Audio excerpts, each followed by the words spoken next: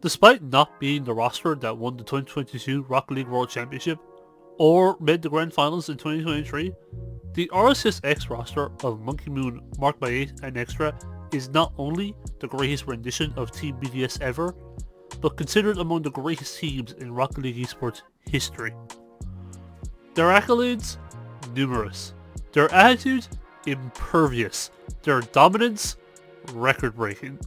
However, circumstances out of their control would prevent their reach from becoming truly global, and when international scrutiny was at its highest, one loss in June of 2021 would break BDS almost beyond repair. Yet, this specific BDS roster would somehow bounce back and solidify themselves among the greatest teams of all time.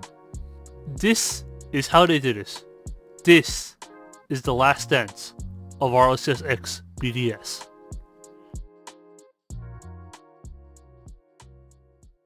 What even is there to say about Team BDS in RLCS X that hasn't been said already?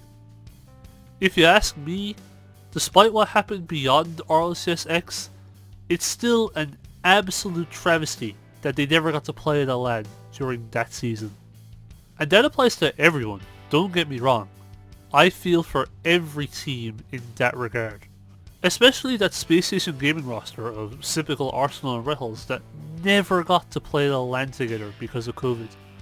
Or even Ground Zero Gaming, who, trust me, would have cooked some top 8s for OC if given the chance. But Team BDS for the better part of 18 months was at worst a top 2 team in the world, but more than likely number 1. Yes, they could never prove it. All they could do was dominate domestically, whilst many international viewers would discredit it as nothing special. Throughout the regular season of RLCS X, Team BDS won 8 out of 12 European events, including all 3 European majors. And throughout the regular season, as a part of the broader pissing contest that was the Europe versus North America rivalry, Team BDS caught many strays as Europe's number 1 team, despite never being antagonistic in any capacity. To many, they became the villains of Rocket League esports, merely because they were a great European roster. So imagine the global reaction when at the final hurdle of the season, in the European Championship match, Team BDS legitimately collapsed, and they finally lost. La Team Vitality est championne d'Europe! La Team Vitality est championne d'Europe. Ils viennent de remporter les RLCS X. Incroyable! For how incredible Vitality's win over BDS was, it just felt wrong. Monkey Moon, Mark by 8 and Extra had played to such an extraordinarily, consistently elite level all season long. Nothing could change that in the minds of everyone, they were Europe's best, no matter the result. Yet, when it mattered most, they still lost. And while that loss was 100% deserved on that day, how they faltered was just heartbreaking. It wasn't even a choke. They were just awful at the worst possible time. To some, it felt like all their work was for naught if they couldn't even win the domestic seasonal finals. More significantly, however, that loss, it legitimately broke Team BDS. It took a while for the community to realize, but BDS was just never the same after the RLCS X Championships. BDS was still a great team, but as 2021 went on, the aura surrounding them had begun to fade. Karmine Corp besting them in the preseason WePlay Invitational got a shrug of the shoulders from many, but Endpoints defeated them in the first regional of RLCS 21-22 really was the dagger in their untouchable god tier status. Subsequent losses to Dignitas and Semper in the next 2 regionals just twisted the knife even further. And sure, while they still quite comfortably qualified for the Fall Major, the first international LAN in 2 years, they had gone from the team in all of world esports to just a team from Europe. Extra summarized it best when being interviewed by Octane.gg at the end of that year. I think the loss of vitality really got our mindset a bit down for the next season. There were some concerns. We knew we were not playing at our best, but we also knew we had the potential to do very well at any moment. Top 2s, top 4s are still decent results considering every team had improved a lot since the last season. And that point about having the potential to do very well at any moment felt very true. There was almost an expectation that at any point, BDS could turn it around. But the longer time went on, the more the RLCS X BDS seemed but a distant memory. The more that expectation got reduced to just hope. Ahead of the Stockholm Major, people were ecstatic that BDS would finally get to play on LAN, no doubt about that. But it seemed like it was too little too late. Their window had passed. They weren't even the European favourites, let alone overall. The first 2 days of BDS's fall major were, in hindsight, a trial by fire, with each result producing reactions of varying severity. In Swiss Round 1 versus Complexity, the first LAN match nerves were evident across the board, not just in this series. BDS was the favourite team, but just winning 3-2 over Complexity after the South Americans' own goal in Game 5, it left some question marks.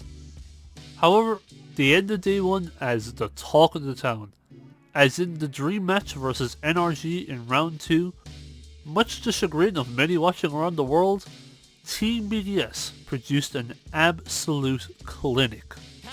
He's No, not everything. He's there, bro. He's always there. No way. Oh my god. Oh my god. Oh my god. Garrett! So bad at Rocket League. No! Bro, I'm losing Monkey my Moon's mind. icing it. I'm losing my mind. He's icing. He's He's the icing goat. it. He's the goat. He's the goat. And Monkey Moon secures the win for BDS. 2 in the Swiss and flying high, FaZe Clan was their round 3 opponent, and well, BDS got brought back down to reality a bit, falling 3-1 to the NA powerhouse and down to a 2-1 record in the Swiss bracket. And at this point, it's important to establish some aspects about BDS's level at this time. The advent of the open circuit meant that with so many games, BDS, like the rest of the world, had to learn to lose. Something BDS had done very little of in the prior 18 months. However, when they would lose once, often multiple more followed until tournament elimination. Rebounding from defeat was not BDS's strong suit.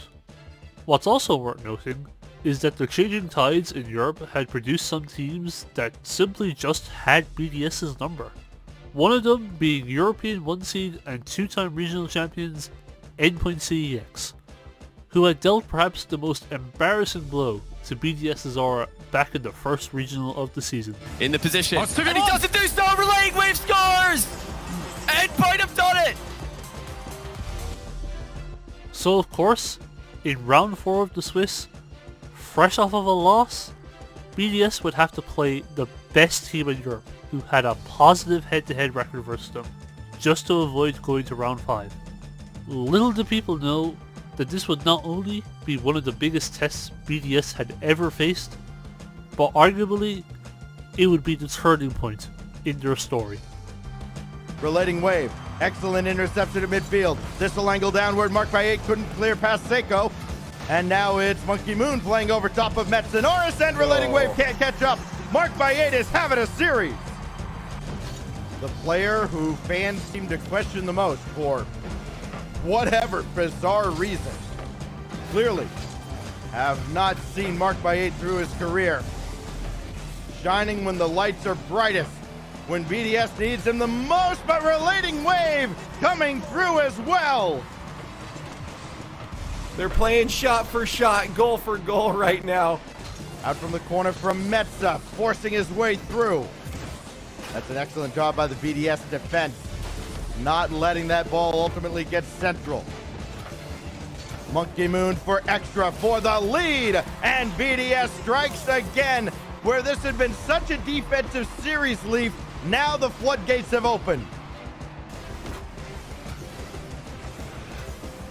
Oh, this is just gonna fall into the net.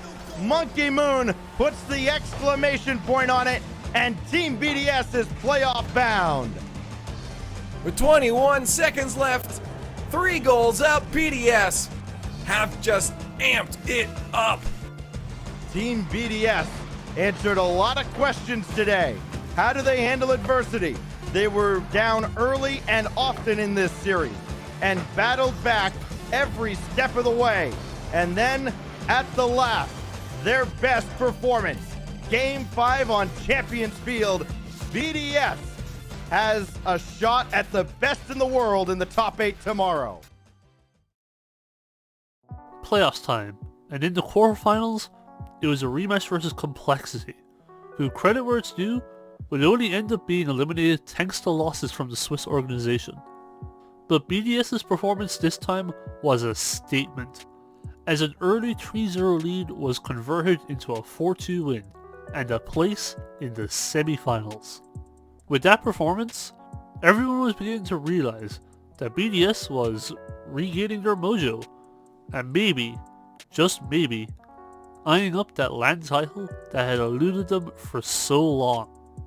Once the high-flying Dignitas had their wings clipped in the other quarterfinal, BDS's path to the grand final seemed set, but the Trios Semper Esports was not to be overlooked. Like Endpoint, they were a team with a positive head-to-head record over BDS, and this strong record extended into RLCS X as well, when the at the time top blokes had managed to help eliminate BDS from 2 regionals that season. Plus, Semper having overcome their own boogie matchup in Dignitas showed that they themselves were in impeccable form. So, what would it take for BDS to come out on top on Championship Sunday? You're looking at the grand finals. What do you guys need to bring to the grand finals to solidify this win? I think we need to bring the RLCS X BDS, the last season BDS, to win it. December 12th, 2021 would be the last dance of RLCS X BDS. After disappearing for the better part of 6 months, the fear-inducing, pressure-applying, indomitable force would re-emerge for one final day, in their quest to become the best team in the world. Semi-finals versus Semper Esports, a boogie matchup for BDS, a squad in individually career-high elite form, cast away, 4-2. The only thing left was Grand Finals versus who else but NRG. And at this point, BDS was the flat-out favourites. All the doubts had disappeared. Excellence was the expectation. And BDS delivered. They didn't just beat NRG. They did what Vitality had done to them 6 months prior. They broke NRG. Mark really slamming the ball into the backboard as hard as he can. Speaking of, oh my goodness, it's denied! What a play, NRG connecting it in the final third, but now we're right away to the other end. It's Monkey Moon, he scores! Just like that, one end to the other, BDS double up on NRG. Monkey Moon tore the tires loose from NRG! Expertly timed from extra. Drops down. What? Whoa! Show me a better pass! You're not gonna find one! Take your chance and take it in! BDS are looking at the Stockholm Major! It was a statement performance for the ages, one that the prophecies could have only hoped for. BDS, at perhaps their lowest point, had played to a level that seemed impossible to recreate. They had won a major international LAN. They had become the best team in the world, and they had solidified their status as one of the greatest rosters of all time. By all accounts, this should have been the launching point for their dynasty. Now that they had won a LAN, they could make up for lost time and win many more. Hell, they could even aim for the RLCS World Championship. But unfortunately, as I said, this was the last dance of RLCS X BDS. That Vitality loss 6 months earlier had broken them. Not even a land win could permanently fix that. At best, it was a band-aid, one that got viciously ripped off over the course of the subsequent split. One disappointing 7 days at the next major, and not even half a year after their crowning moment, the then greatest trio of the open circuit era was making a roster change, and thus closing the book on their story. Now, it was obviously a change for the best, given the new BDS with Seiko would win the RLCS World Championship that year. But their subsequent poor form, consisting of 2 missed majors, really put a damper on that specific trio's legacy. And of course with Rise, it was also very good, but it was ultimately a very brief run that yielded 0 titles. Therefore, when one looks for the greatest rendition of BDS, you have to go back to the beginning. Monkey Moon, Marked by Ace, Extra. A team that for 18 months, speculatively, was one of the best in the world, but with the hindsight of their fall major victory, was the best in the world. It's truly a shame that their run together was limited to just 2 lands at the end of their tenure, but they still ended their chapter as one of this esports' greatest teams ever. So don't be sad it's over. Be glad it happened.